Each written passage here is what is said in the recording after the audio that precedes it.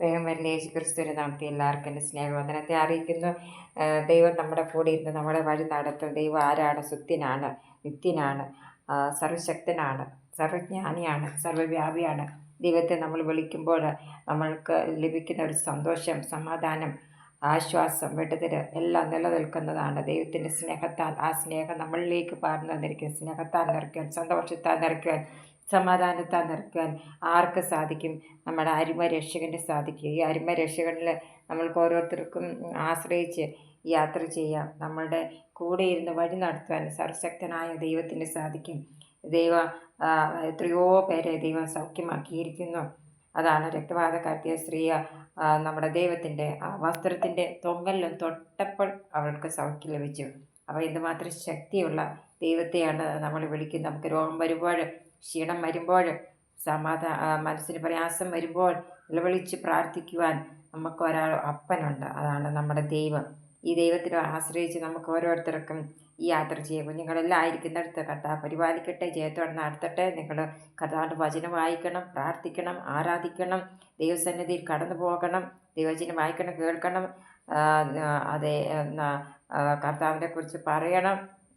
ദൈവത്തിൽ ആശ്രയിച്ച് നിങ്ങൾ ജീവിച്ചേ അപ്പോൾ ആത്മീയതയിലും ഭൗതികതയിലും എല്ലാം നിങ്ങൾക്ക് മുന്നേറി ജീവിക്കാനായിട്ട് സാധിക്കും. മാതാപിതാക്കൾ കുഞ്ഞുങ്ങൾ നിങ്ങളെ അവകാശമാണ്. കുഞ്ഞുങ്ങളെ നിങ്ങൾ നല്ല രീതിയിൽ വളർത്തി കഴിയുമ്പോൾ നിങ്ങൾക്കും ഭയങ്കര സന്തോഷമായിരിക്കും. ആത്മീയതയിലും ഭൗതികതയിലും മുന്നേറി ജീവിക്കുന്ന കുഞ്ഞുങ്ങൾ ഒരു ഭവനത്തിലുണ്ടെങ്കിൽ അത് വലിയൊരു സന്തോഷമായിരിക്കും.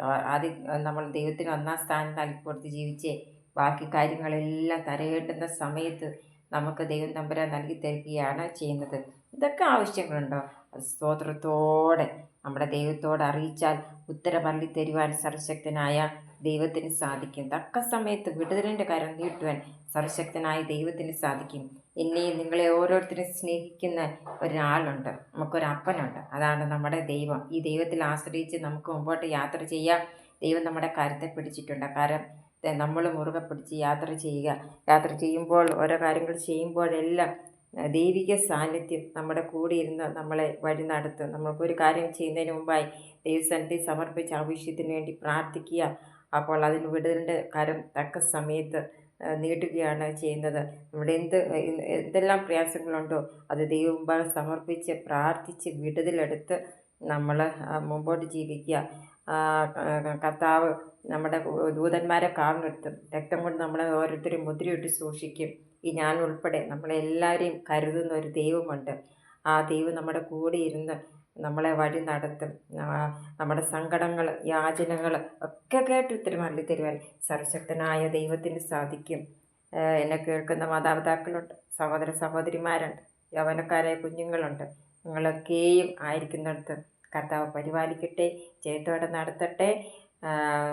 രക്തം കൊണ്ടാണ് നമ്മളെ വീണ്ടെടുത്തിരിക്കുന്നത്. നമ്മുടെ അരുമരക്ഷകൻ്റെ അരുമരക്ഷകനിൽ നമ്മളെ ഓരോരുത്തരെ സമർപ്പിച്ച് നമുക്ക് പ്രാർത്ഥിച്ച് നമുക്ക് വിടുതലെടുത്ത് നമ്മൾക്ക് മുമ്പോട്ട് പോകാം. ദൈവത്തിൻ്റെ കൃപകളാൽ, ദൈവത്തിൻ്റെ കരുണകളാൽ നമ്മളെ ദൈവം നടത്തും. നമ്മൾ ജനിക്കുമ്പോൾ ജന്മം മുതൽ മരണം വരെയും താങ്ങുന്ന കർത്താവ് നമുക്കുള്ളതിനായി നമുക്ക് നന്ദിയോടെ സ്തുതിക്കാം, സ്തോത്രം ചെയ്യാം.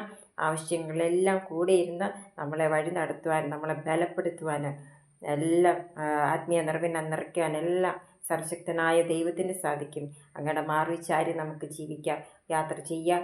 നമ്മുടെ കൂടെ ഇരുന്ന് അതാണ് യാത്ര ചെയ്യും ഞാൻ ക്രൂശെ നോക്കി, യുദ്ധം ചെയ്യും ഞാൻ യേശുവിനാ, ജീവൻ വെച്ചിടും രക്ഷകനാ, അന്ത്യശ്വാസം വരെയും. ഉണ്ടോ?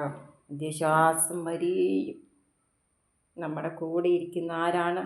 നമ്മുടെ ദൈവമാണ്. യാത്ര ചെയ്ത് പോകേണ്ടതായിട്ടുള്ള കാര്യങ്ങൾ അതെല്ലാം കർത്താവിൻ്റെ കൃപ നമ്മുടെ കൂടെ ഇരുന്ന് നമ്മളെ വഴി നടത്തും.